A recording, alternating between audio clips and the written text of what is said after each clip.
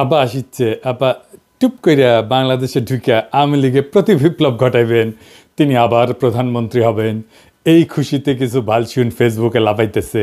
একটা বলদ ভালসিউন হইল সদ্য পলাতক রাষ্ট্রদূত হারুন আল রশিদ। এই আরামজাদার রাষ্ট্রদূত হিসেবে মরক্কোতে ছিল। দেশে ফেরার আদেশ করা হইলে তিনি দেশে ফেরার জন্য টাকা তুলে কানাডা পালায় যায়। কানাডা গিয়া হাসিনার এই লেসপেন্সার রাজনৈতিক শরণার্থীর আবেদন করেছে। এটা আমার কথা না, দেখেন এই ভালসিনের পররাষ্ট্র উপদেষ্টা তহিদ সাহেব কি বলে। সম্প্রতি মরক্কোর বিদায়ী রাষ্ট্রদূত আপনাদের সরকারের সমালোচনা করে ফেসবুকে পোস্ট দিয়েছেন। তিনি বলেছেন যে শুধু একটি বই লেখার জন্য, তাও অনেক দিন আগে, তার চাকরি চলে গেছে এবং ইউনূস সরকার দেশে বিদেশে ষড়যন্ত্রের মাধ্যমে ক্ষমতায় এসেছেন, টিকে থাকছেন। আসলে আপনি যে এইরকম কতজন যদি বলেন তাহলে উনি একমাত্র এই কাজ করেছেন। আমি আশা করি যে প্রফেশনাল কোনো ডিপ্লোম্যাট এরপরে এই কাজ করবে না আর কেউ। তারপরে আমাদেরকে অবশ্যই চোখ কান খোলা রাখতে হবে। উনি যে করেছেন এটা আপনাকে আমি এটুকু বলতে পারি যে উনি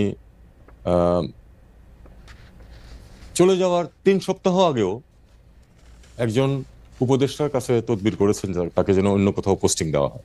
সবচেয়ে বড় কথা, তাকে কিন্তু চাকরিচ্যুত করা হয়নি। তাকে চাকরিচ্যুত করার পরে যে উনি এটা করেছেন তা না, অথবা যে উনি যে রিজাইন করেছেন তাও না। বিষয়টা হচ্ছে যে উনি কিন্তু স্বাভাবিকভাবে তাকে ঢাকায় বদলি করা হয়েছে। সরকার যে কাউকে যে কোনো সময় বদলি করতে পারে, তাকে ঢাকায় বদলি করা হয়েছে। উনি দায়িত্ব ত্যাগ করেছেন নিয়ম অনুযায়ী, টিএডিএ নিয়েছেন এবং তারপরে উনি ঢাকায় না এসে কানাডাতে গিয়ে এই কথাগুলি বলছেন। এটা স্পষ্ট কারণ হচ্ছে যে উনি আসলে কানাডাতে আশ্রয় নিতে চান। এবং এখানে একটু ছোট্ট তথ্য আমি অ্যাড করে রাখি। ওনার স্ত্রী এবং এক সন্তান আজকে থেকে 2 বছর আগে সবুজ পাসপোর্ট নিয়ে কানাডায় অবস্থান করছেন, তার সাথে না। তার মানে আসলে তার পরিবার ওখানে রিলোকেট করার ব্যবস্থা উনি 2 বছর আগে থেকেই করছেন। তারই পরম্পরায় আমি মনে করি যে এখন যাতে সহজে উনি আশ্রয় পেতে পারেন, এই জন্য উনি দেশের বিরুদ্ধে এরকম একটি জঘন্য মিথ্যাচার করেছেন। আমি আমার আগের ভিডিওতে কইছিলাম যে এই হারামজাদা নতুন হাউন আঙ্কেল রাজনৈতিক শরণার্থী হিসাবে আবেদন করবে, আর এই আবেদনটা গ্রহণযোগ্য করার পিছনে তহিদ সাহেব আপনার পররাষ্ট্র সচিব জসিমের ভূমিকা আছে। আপনি তো নিজেই স্বীকার করলেন যে তহিদ সাহেব যে হারুনের পরিবার 2 বছর আগে তাদের পাসপোর্ট বদল করেছে। যদি আপনার মন্ত্রণালয় জানে যে হারুনের পরিবার কূটনৈতিক পাসপোর্ট বদলে সাধারণ পাসপোর্ট নিছে, তাইলে আপনার মন্ত্রণালয় এটাও জানতো যে হারুন পলাবে। ধরে নিলাম আপনারা জানতেন না, তাইলে আপনারা নিশ্চয়ই এটা জানতেন যে একজন কূটনৈতিক পলানোর পর তার পাসপোর্ট বাতিল করা হইলে তার রাজনৈতিক শরণার্থী হিসেবে গ্রহণযোগ্য হওয়ার সর্বোচ্চ সুযোগ তৈরি হয়। আর এই সুযোগ তাকে তৈরি করে দিছে আপনার পররাষ্ট্র সচিব হারামজাদা জসিম। দেখেন তহিদ সাহেব, আপনার পলানো রাষ্ট্রদূত ইউনূস স্যারকে অবৈধ কইছে। আমাদের মতো বিপ্লবী জনগণকে সে বলে সন্ত্রাসী আর জঙ্গি। আর এই হারামজাদা হারুনকে কানাডায় থাকার বৈধতা নিশ্চিত করিচ্ছে এই হারামজাদা জসিমে তো কিছু কই নিয়ে আজকে এডিটর সাহেব ও জাউরা সিল মেরে দেন, আরো মারেন, আরো এটা মারেন। গত 3রা এবং 20শে মার্চ আমি পররাষ্ট্র সচিবের ভারতের দালালির কিছু প্রমাণ তুলে ধরছিলাম এবং তার অপসারণের জন্য সরকারকে সময় বেঁধে দিচ্ছিলাম। সরকার আমার কথা শোনেনি। সরকার কখনোই আমার কথা শোনে না, শোনে ভুট্টো সাহেবের কথা। এই ভুট্টো সাহেব আর অন্য কেউ না, তিনি আমাদের পররাষ্ট্র উপদেষ্টা তহিদ সাহেব। তিনি ভুট্টো হইলেও পুরোপুরি হইতে পারেন নাই। তিনি বেশ কিছু বিষয়ে ব্যবস্থা নিয়েছেন বলে জানা যায়। আমি 4 নম্বর পেরেক মারিছিলাম আহমি দালাল আর গোপালী মাল BM জামালকে ওরে নিয়া, যে জুলাই বিপ্লব চলাকালীন দুবাইতে পুলিশের কাছে 57 জন প্রবাসীকে ধরাই দিছিলেন। তারে নিয়ে তদন্ত করার জন্য পররাষ্ট্র মন্ত্রণালয়ের সচিব জনাব নজরুল ইসলামকে দায়িত্ব দেওয়া হয়েছে। তিনি তদন্ত করতে দুবাই যাচ্ছেন। তো তদন্ত করতে জনগণের টাকায় দুবাই যাওয়া লাগে? সব ভুক্তভোগী প্রবাসীরা তো এখন দেশে। আমি তো নিজেই প্রমাণ দিয়ে দিচ্ছি। দেখেন এই আওয়ামী ভালসুন কি বলে। স্বাধীনতা বিরোধী এবং জঙ্গি মনোভাবাপন্ন কতিপয় ব্যক্তি এবং কতিপয় ব্যক্তির প্ররোচনায় এই ঘটনাটি তারা ঘটিয়েছে। এটা তো নিজের মুখের কথা। তারপর দেখেন প্রবাসীদের অভিযোগ, যেটা তার প্রবাসী কল্যাণ উপদেষ্টা আসিফ নজরুলকে জানাইছিল গত ডিসেম্বরের শেষে। এই যে শুনেন, আপনারা আমার কথা শুনেন। আমি বুঝতে পেরেছি আপনাদের ক্ষোভের কারণ আছে। আমার কথাটা শুনেন না ভাই। আপনারা আগামীকাল 3টার সময় আমার সাথে আপনারা 7 জনের প্রতিনিধি আসবেন। আগামীকাল 3টার সময় আগামীকাল 3টার সময় মন্ত্রণালয় মিটিং হবে, 7 জন আসবেন, ঠিক করে নেন কার কার বিরুদ্ধে কি অভিযোগ আছে, আমি নিজে আপনাদের কথা শুনবো, ঠিক আছে? তারপর প্রবাসী কল্যাণ মন্ত্রণালয় থেকে চিঠি দেওয়া হয়েছিল, এই যে এটা এত কিছু প্রমাণ থাকার পরেও যদি আবার দুবাইতে অফিসার পাঠানো লাগে তাহলে তো আর কিছু বলার থাকে না। মানে টাকা কি খোলাম কুচি, মানে বাংলাদেশের জনগণের ট্যাক্সের টাকা কি খোলাম কুচি? দুবাই যাবে, দুবাই যে বেড়ে আসবে। হ্যাঁ, আমরা অপেক্ষায় থাকলাম যে তদন্ত কমিটি কি প্রতিবেদন দেয়। আর একদিন লাগলো কেন জসিম সাহেব?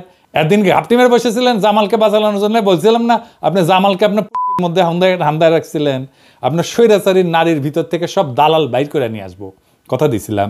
মনে রাখতে বলছিলাম না যে আমি জাউরা নিধন কর্মসূচিতে এক্সপার্ট। আজকে আরো জসিমা তোর জাউরামি ধর্ম। আজ এই ভিডিওর পর এমন প্রমাণ দিব যার পর বাংলাদেশে কোনো শক্তি নাই, বিএনপি হোক, জামাত হোক, এনসিপি হোক, এমনকি উপদেষ্টা পরিষদ কেমনে রক্ষা করে জসিমকে তা আমি দেখবার চাই। কইছিলাম না লড়াই হবে জনগণ বনাম কায়েমি আমলার স্বৈরাচারের দালালদের। আজকের প্রমাণের পর জসিম মিয়া টাইম কলে শেষ, নাইলে এই সরকার তার গ্রহণযোগ্যতা আর নিরপেক্ষতা হারাবে। আর সেই সাথে সরকারের আদর্শ সম্পর্কে জনগণের কাছে যেই বার্তা পৌঁছাবে তা আশা করি কেউ কামনা করে না। উপদেষ্টা তৌহিদ হোসেন আজকের ভিডিও চুপ করিয়া নোট খাতা নিয়ে নখ কইরা বৈশা বৈশা দেখেন আর মনে মনে আপনার সকল বুদ্ধি সাজান। জসিমের পাশায় লাথি মেয়েরা খেদাবেন নাকি জনতার সামনে এসে দাঁড়াবেন, দেখি কতটা মরদ হয়েছেন আপনারা। চলেন আল্লাহর নামে শুরু করি।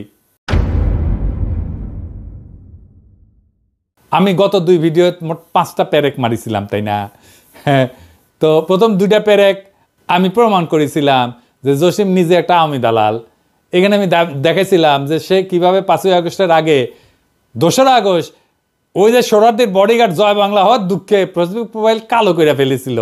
আমি আরও দেখেছিলাম কিভাবে জসিম পররাষ্ট্র সচিবের দায়িত্বে আসার পর আওয়ামী প্রেসিডিয়াম কমিটির সদস্য মাজেদা রফিকুন্নেসাকে বঞ্চিত কর্মকর্তা হিসেবে পদোন্নতির সুপারিশ করেছিল।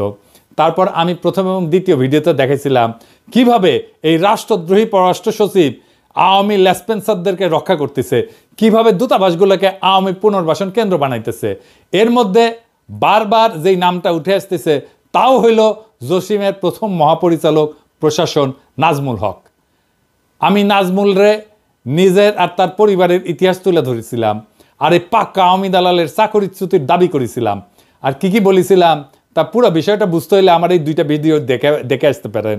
আমি আরও কইছিলাম হাসিনার দালালি কইরা জনগণের টাকায় বেতন নেওয়ার কোনো অধিকার নাই মাথা ব্যথা জসিমের, কিন্তু জনতা আর জসিমের মাঝখানে দাঁড়ায় আছে পররাষ্ট্র উপদেষ্টা তৌহিদ হোসেন সাহেব নিজেই।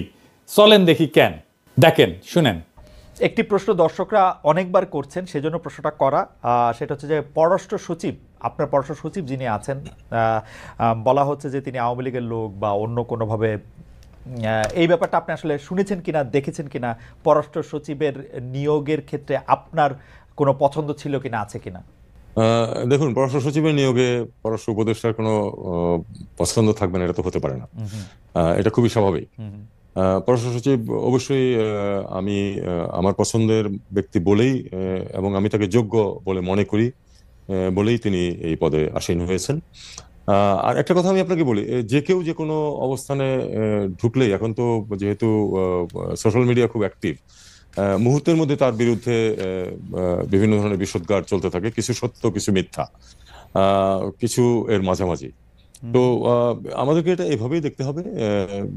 হয়তো অন্য কাউকে পররাষ্ট্র সচিব হিসাবে দেখতে কারো ইচ্ছা ছিল, তিনি সন্তুষ্ট হননি, তিনি এটা বলতেই পারেন।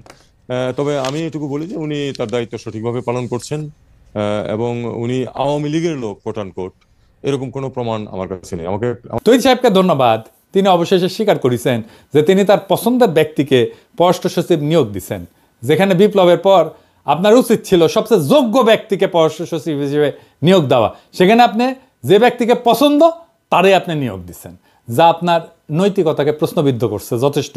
আপনি তো শপথ নিয়েছিলেন অনুরাগ বা বিরাগের বশবর্তী হইয়া কোনো সিদ্ধান্ত নেবেন না। পছন্দ মানে তো অনুরাগ, এটা বুঝেন। কোনো অবজেক্টিভ ক্রাইটেরিয়া তো আপনি তাকে নিয়োগ দেন নাই। ধরেন তৌহিদ সাহেব, আপনার বদলে আমি যদি পররাষ্ট্র উপদেষ্টা হইলামই, তাহলে কি আমি মনিকা বেলিচ্চিরে পররাষ্ট্র সচিব বানাতে পারবো? হ্যাঁ, দেবেন বানাতে, আমার তো পছন্দ তারে দেবেন বানাতে। আপনি তো বিএনপি থেকে সুপারিশপ্রাপ্ত উপদেষ্টা, আর নিছেন বিএনপি থেকে সুপারিশে আসা ভারতের কাছে মাথা ব্যথা একজন পররাষ্ট্র সচিবকে। এই সচিব যে কাজ পারে না তার প্রমাণ আগেই দিছি। এই সচিব যে বিপ্লবের পক্ষে অবস্থান নাই তার প্রমাণও করেছি। এই সচিব যে মিথ্যাচারী এবং জুলাইয়ের ন্যারেটিভ করার যোগ্যতা এবং মানসিকতা নাই সেটা আপনাকে প্রমাণ দিছি। আপনি যেহেতু তারা ডিফেন্ড করিচ্ছেন, তাই ভিডিওতে আমি আপনার প্রত্যেকটা কথা খণ্ডন করব। আমি আবারও প্রমাণ করে দেব যে কেন এবং কিভাবে জসিম ইন্ডিয়া আর আওয়ামী লীগের উদ্দেশ্য বাস্তবায়ন করছে প্রতিনিয়ত। তার আগে চলেন দেখি এই যে তৌহিদ এবং জসিমের পরিচালনায় পররাষ্ট্র মন্ত্রণালয়ের মডেলটা কেমকা। আমি এই সরকারের দায়িত্বে আসার পর থেকে বলে যাচ্ছি যে জেনারেল ওয়াকার ইন্ডিয়ার দালালি করেছে, আর এই কথা আপনাদের বুঝতে সময় লাগলো 7 মাস। এখন প্রমাণ পাচ্ছেন তো, দেখেন ওয়াকারের জন্য মায়া কান্না কাইনতেছে আওয়ামী দালাল হার্পিক মজুমদার। বাংলাদেশ সেনাবাহিনী এখনই তাদের সুবর্ণ সুযোগ যে তাদের এই পোশাক, তাদের এই ডিসিপ্লিন বাহিনীকে যারা প্রশ্নবিদ্ধ করেছে তাদেরকে কঠিন জবাব দেবার।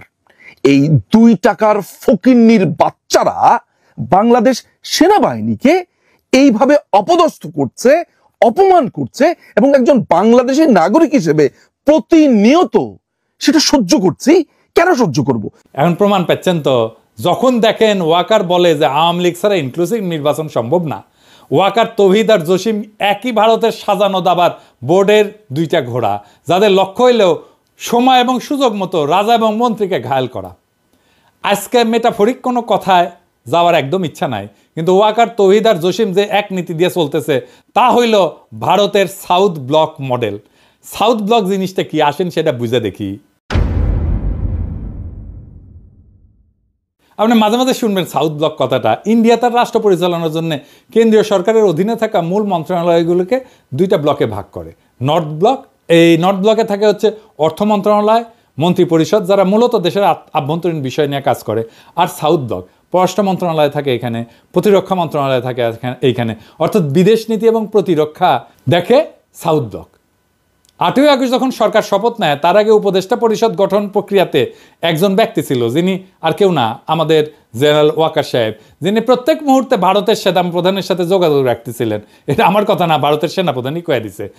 I am in touch with the chief of Bangladesh during the time of when this changeover took place. I was in constant touch with him, and even thereafter in November 24 we had a video conference also.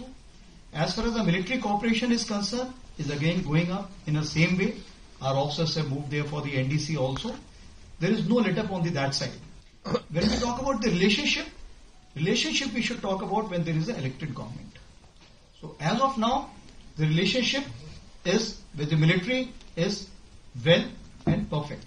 তখন ভারতের model অনুযায়ী বাংলাদেশের south block কল্পনা কইরা general Waker BNP ঘেঁষা লোক দিয়া পররাষ্ট্র বিষয়ে দায়িত্ব প্রদান করে, আর সেনা প্রধান তো তাদেরই লোক।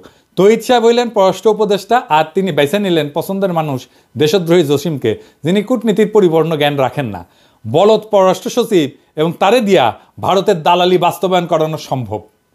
দেখেন না, যখন ওয়াকার এবং সেনাবাহিনী সকল শিষ্টাচার ভঙ্গ কইরা পররাষ্ট্র মন্ত্রণালয়কে অবজ্ঞা কইরা জাতিসংঘের প্রতিবেদনকে চ্যালেঞ্জ করে, তখন আপনারা পররাষ্ট্র মন্ত্রণালয় থেকে কিছুই বলেন নাই কেন? কারণ সাউথ ব্লক মডেল, যার অধীনে আপনারা আওয়ামী লীগের পুনর্বাসনের কাজ করে যাচ্ছেন। কিন্তু জসিম তো ধরা খাইয়া গেছে, তৌহিদ সাহেব আপনিও ধরা খাইতেছেন। আপনার সাউথ ব্লক মডেল ফেল। আপনারা সবাই মিলে দেশের ভাবমূর্তি বিনষ্টে যে মেটিকুলাস প্ল্যান নিয়ে আগাইতেছেন, তা কলে পররাষ্ট্র মন্ত্রণালয়ের পিছন দিয়ে হান্দায় দেবো। আমি পিনাকি যথেষ্ট এক কাজে। ভারতকে বলেন নতুন প্ল্যান দিতে। হাসিনার বাসা তো আপনার দূতাবাস খুঁজে বের করতে পারে নাই, আমি বের করেছি। আপনাদের দিল্লি দূতাবাসে ডিজিএফআই আর এনএসআই থাকে না, ওটা কি বৈশা ল্যাজ মলে? যাদের নিয়োগ দিচ্ছেন তাদের কাজটা কি? কেন আমাদের খুঁজে বের করতে হয় এগুলা? হাসিনা ভারতের ঠিকানা বাইর করতে পারলে আপনাদের প্ল্যান বের করতে পারুন না? আমি কি মনে করেন নিজেদের হারকিউলিস? হ্যাঁ, জসিম তো হারকিউলিস, আর তৌহিদ সাহেব আপনি কি রবিনহুড? আপনাদের স্পেনে এখনো রাষ্ট্রদূত হিসেবে রাখিয়েছেন সারওয়ার মাহমুদকে। এর কি আপনারা চিনতেন না? সেনাবাহিনীতে যেমন কদমভূষি জেনারেল ছিল না এটা, হ্যাঁ, তেমনি আপনার পররাষ্ট্র মন্ত্রণালয়ে কদমভূষি রাষ্ট্রদূত আছে 2টা, আমরা চিনি কলে। হ্যাঁ, তার মধ্যে এটা হইতেছে এটা সারওয়ার রংপুর কারমাইকেল কলেজের ছাত্রলীগের নেতা ছিল এবং 5ই আগস্টের পর থেকে এই রাষ্ট্রদূত এখনো চাকরিতে আছে। কিভাবে? এই রাষ্ট্রদূতের অন্যতম কাজ ছিল প্রফেসর ইউনূসের সাথে স্পেনের সেই বিশেষ সম্পর্ককে বাধাগ্রস্ত করা। সেই রাষ্ট্রদূতকে আপনারা সরাইতে পারেন নাই, যে সারাক্ষণ কদমবুসি করতো, হাসিনারে সালাম করতো পায়ে হাত দিয়া। এখন আবার তারা আপনার রাষ্ট্রদূত বানাইতেছেন ফিলিপাইনে। হ্যাঁ জসিম সাহেব, চমৎকার চমৎকার। হ্যাঁ, আপনারা ব্রাজিলের রাষ্ট্রদূত হিসেবে নিয়োগ দিতেছেন তহিদুল ইসলামকে, যিনি আলগা মোমেনের এতটাই খাস লোক যে তার জন্য আলগা মোমেন কি বলছে একবার শুধু দেখে আসি, আসেন শুনেন। আমার পররাষ্ট্র মন্ত্রণালয়ে আমাদের অনেক ডিপ্লোমেট আছে। আমাদের একজন diplomat, he is a success story. সে মেডিকেল ডাক্তার, সে ঢাকা থেকে MBBS পাশ করে তখন সে ফার্স্ট হয়। তারপরে সে যখন অ্যাডমিনিস্ট্রেটিভ পরীক্ষা দেয় ওইটা তো সারা বাংলাদেশে ফার্স্ট হয়। তারপরে তার ব্যাচের ফার্স্ট বয়সে, অত্যন্ত ভালো তুকর ছেলে। এখন ওরে ঠেনে কিভাবে নামানো যায় তার জন্য তার মন্ত্রণালয়ের লোকজনই, তারই বন্ধু বান্ধবরা কন্টিনিউয়াসলি করে। বাংলাদেশ 4টা বড় বড় ইউএনএতে 4টা বড় রেজলিউশন নেয়। একটা হচ্ছে আমাদের ওই যে কালচার অফ পিস, হ্যাঁ, সংস্কৃতি, শান্তির সংস্কৃতি। আর দুটো বড় নেয়, একটা হচ্ছে গিয়ে অটিজম এন্ড আদার ডিসএবিলিটিজ, এর উপরে একটি মাননীয় প্রধানমন্ত্রীর অত্যন্ত প্রিয় রেজলিউশন। আরেকটা হচ্ছে পিপলস এম্পাওয়ারমেন্ট, মানুষের ক্ষমতায়ন। এই দুটোর প্রপোজাল এই ছেলে, ও তখন কাউন্সিলর ছিল ইউএনওতে, এবং সে অসম্ভব তুখর ছেলে, অত্যন্ত ব্রাইট এন্ড ইন্টেলিজেন্ট। তাকে আমরা নমিনি করি। সে আমাদের বর্তমানে অ্যাম্বাসেডর ইন সিঙ্গাপুর। তাকে আমরা কিসে দেই, এই যে ভিয়েনাতে। সেখানে যেহেতু মাল্টিন্যাশনাল কাজ আছে, আমাদের ধারণা, আমাদের যেমন ইউনিডো আছে ওখানে, আমাদের দেশে ইউনিডো কোনো কাজ করে না। এটা UNIDO is a great institution, যাতে ইন্ডাস্ট্রিয়ালাইজেশন। আমরা এই জন্য সিদ্ধান্ত নিলাম ওকে ওখানে দেব, because he is a doer, he is a performer. কিন্তু তার শত্রু আছে। শত্রু ওখানে গিয়ে, সে যখন মিলানে কাউন্সিল জেনারেল ছিল, চায়না তো ছিল, কাউন্সিল জেনারেল থাকা অবস্থায় কোনো একটা মেয়েকে তার পিছনে, সে ব্যাচেলর, তো একটা পিছনে লাগায় একটা কেলেঙ্কারি করার চেষ্টা করে। তখন তাকে উইথড্র করা হয়, সাসপেন্ড করা হয়, অনেক ইনভেস্টিগেশন হয়, সরকারের অনেক আপনাদের টাকা, ট্যাক্সপেয়ারের টাকা খরচ করা হয়। পরে দেখা যায় একেবারে বানোয়াট, একেবারে অলিক। So he has been proved যে সব বানোয়াট। তারপরে এইরকম, তারপর তার প্রমোশন হয়, তার অ্যাম্বাসেডর হয়। এখন তার বিরুদ্ধে আবার লাগছে একদল, তারই বন্ধু বান্ধব হবে, আর নাইলে পত্রিকায় গুলো যাবে। হি is a very good officer. আমি যতদিন আছি আই উইল ডিফেন্ড হিম। হাসিনা পছন্দের কাজ করছে। আলগা মোমেন যাকে সবসময় ডিফেন্ড করবে, এমন লোকের ডিফেন্ডার হইল এখন তহিদ সাহেব আর জসিম সাহেব। আপনারা ওরে ব্রাজিল পাঠাতেছেন একটা গভীর ষড়যন্ত্রের অংশ হিসেবে। ব্রাজিল হইল দক্ষিণ আমেরিকাতে বাংলাদেশের একমাত্র দূতাবাস, যেখানে এই সরকারের বিরুদ্ধে গোপনে অপকর্ম করার জন্য আলগা মোমেনের এই খাস লোকের সেইখানে পদায়ন দেওয়া হইতেছে। ওইখানে ভারতের দূতাবাস আছে মোট 11টা। ব্রাজিলিয়াতে আছে, রিও ডি জেনেরোতে আছে, বুয়েন্স আয়ার্সে আছে, সিলিতে আছে, গায়নায় আছে, কলম্বিয়াতে আছে, ইকুয়েডরে আছে, পেরুতে আছে, সুরিনামে আছে, ভেনেজুয়েলাতে আছে এবং প্যারাগুয়েতে আছে। তার মানে ভারতের সাথে অবাধ তথ্য পাচারের জন্য আর কি লাগে, যেখানে যা করা দরকার, বা ভারতের যেসব বুদ্ধি ঢাকাতে বা দিল্লিতে পাচার করা দরকার, তার জন্য এক তৌহিদি ভরসা।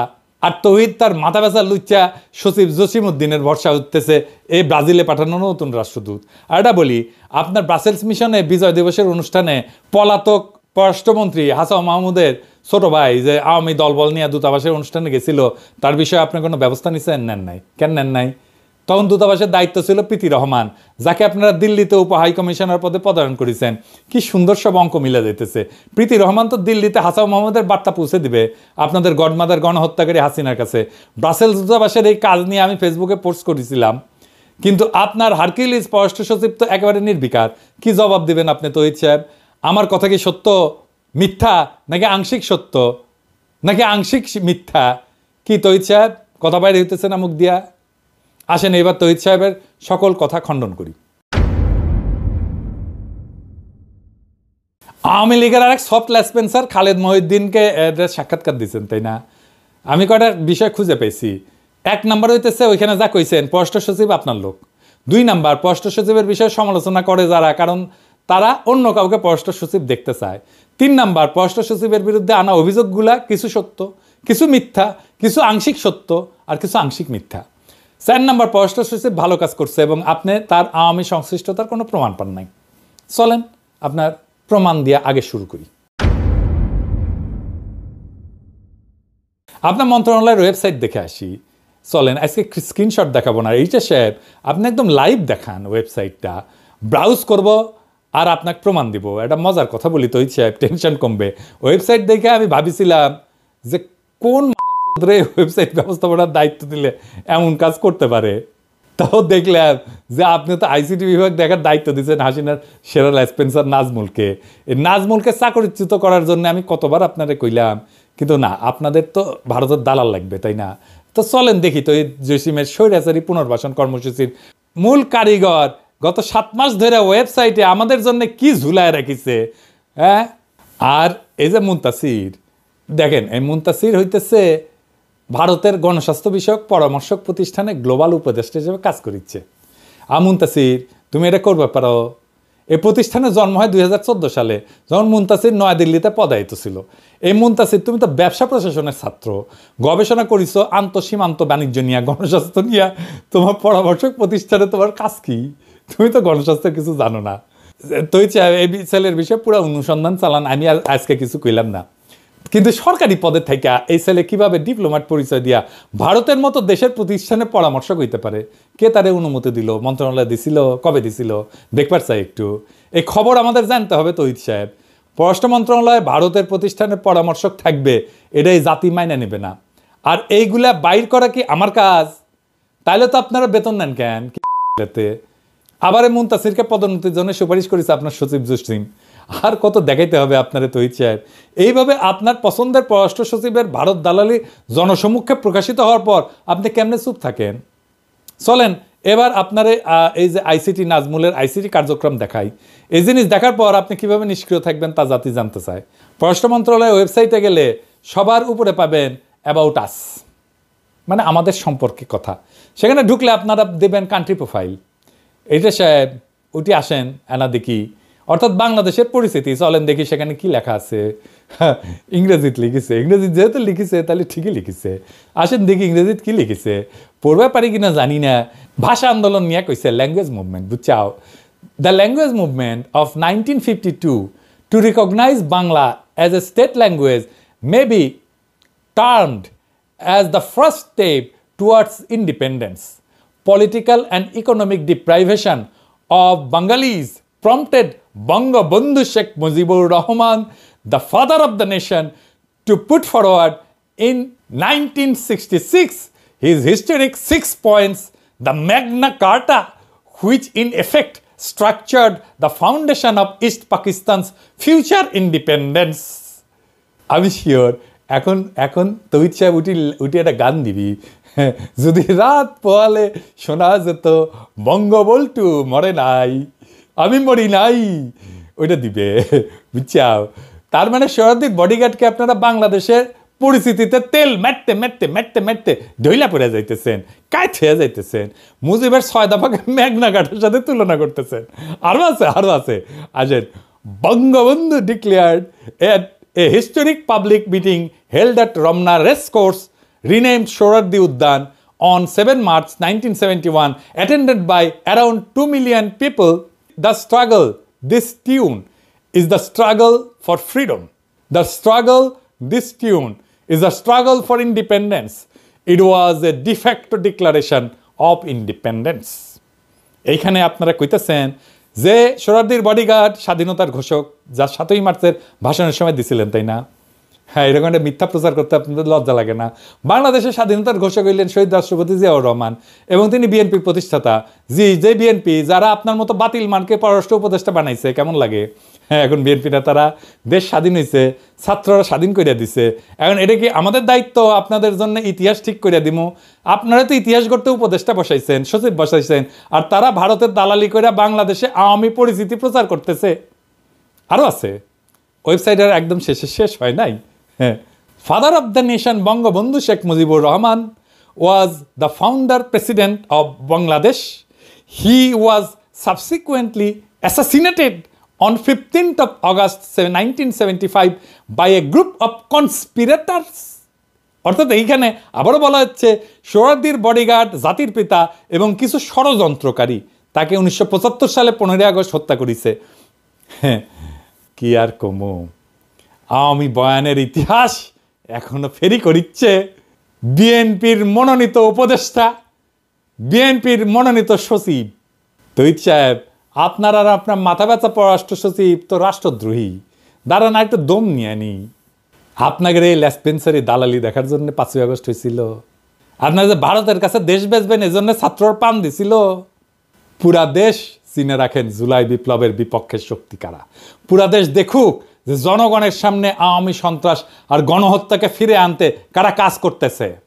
জসিম কইছিল না যে সে ন্যারেটিভ তৈরিতে সফল হয়েছে, জসিমের সফলতার ন্যারেটিভ দেখায় দিলাম। এই তোর সফলতারে হারাম জাদা। হ্যাঁ, এই ওয়েবসাইট হইল বাংলাদেশকে চেনার, বাংলাদেশ সম্পর্কে জানার মূল ওয়েবসাইট।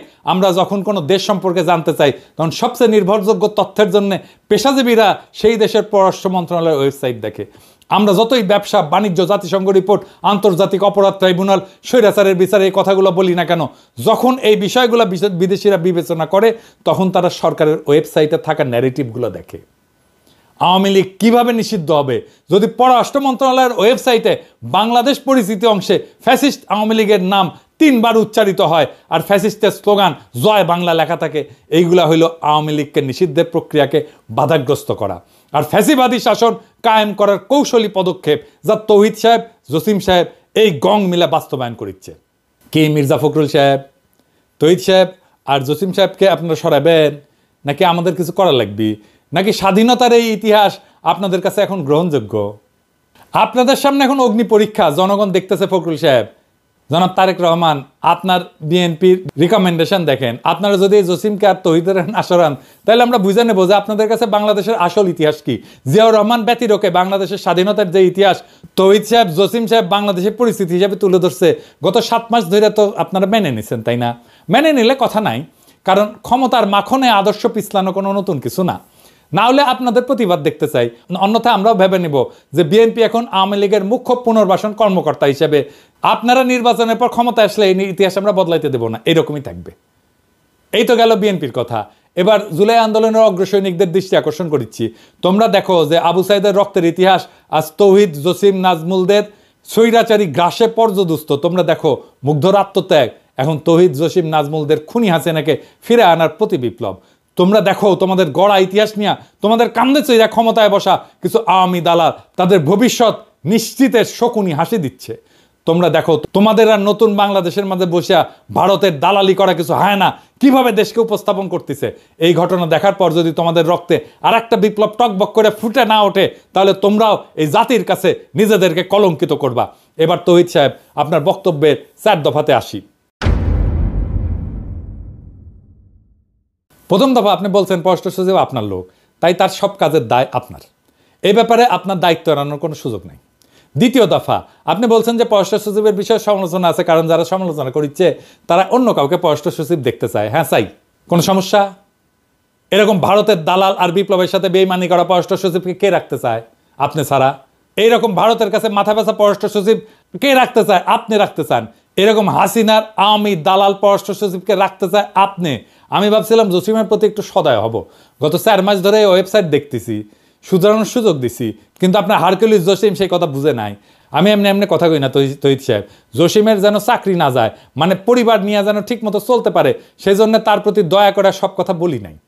আপনি জসিমের পক্ষে চ্যালেঞ্জ করে আমাকে অনেক কথা বলতে বাধ্য করেছেন, লাগলে অডিও ভিডিও কিছু বাদ দিব না, তবু জসিমের মতো রাষ্ট্রদ্রোহীকে দিয়ে পররাষ্ট্র মন্ত্রণালয় চালাইতে পারবেন না, ফুল স্টপ। আমি কইছি না জান কালা কালা কইরা দেব, শুরু কইরা দিছি কলে।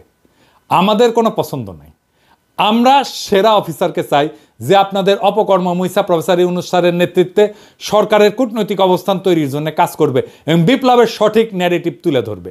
তৃতীয় দফা, পররাষ্ট্র সচিবের বিরুদ্ধে আনা অভিযোগগুলো কিছু সত্য, কিছু মিথ্যা, আর কিছু আংশিক সত্য আর আংশিক মিথ্যা।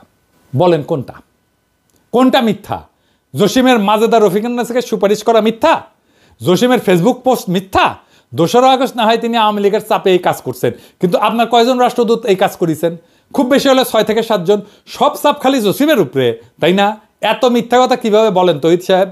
জসিম এই কাজ করছে কারণ তার কয়দিন আগে সে হাসিনারে পার্সোনালি তেল দিছে চীন সফরের সময়, আর আগস্টে আরেকবার তেল দিছে কারণ সে পররাষ্ট্র সচিব হইতে চায়। কিন্তু 5ই আগস্ট গদি উল্টানোর পর তিনি ভোল পাল্টাইতেছেন। তারপর আসেন আপনার ওয়েবসাইটে শেখ হাসিনার নিউরাল নেটওয়ার্কের প্রেতাত্মা ঘুরে বেড়ানো কি মিথ্যা? লস অ্যাঞ্জেলসে থাকে সামিয়া, আলাউদ্দিন আর টরেন্টোর কনসাল জেনারেল ফারুক, এরা কি মোমেন শাহরিয়ার আলমের দোষর ছিল না? ফ্লোরিডার কনসাল জেনারেল সোহেলি কি জুলাই বিপ্লবের সময় পররাষ্ট্র মন্ত্রণালয়ের মুখপাত্র ছিল না? ছাত্রদের বিপক্ষে সে কি কথা বলে নাই? হাসিনার সহকারী প্রেস সচিব সারোয়ার আলম সরকারের পরিচালক পদে পদায়ন এবং পদোন্নতি কি মিথ্যা? নাজমুলের আওয়ামী যোগাযোগ কি মিথ্যা? বিএম জামালের রেসপেন্সারি কি মিথ্যা? কদমবুসি রাষ্ট্রদূত সারোয়ার মাহমুদের 7 মাস পদে থাকা কি মিথ্যা? আপনার ওয়েবসাইটে বাংলাদেশের ইতিহাসে প্রহসনমূলক উপস্থাপন কি মিথ্যা? বলেন তৌহিদ সাহেব। চতুর্থ দফা, আর প্রমাণ করার কিছু নাই, ওয়েবসাইট দেখাই আমি শেষ প্রমাণ দিলাম যে আপনার পররাষ্ট্র সচিব আওয়ামী দালাল। এইবার কি আপনি তারা ডিফেন্ড করবেন? করেন সাহস থাকলে।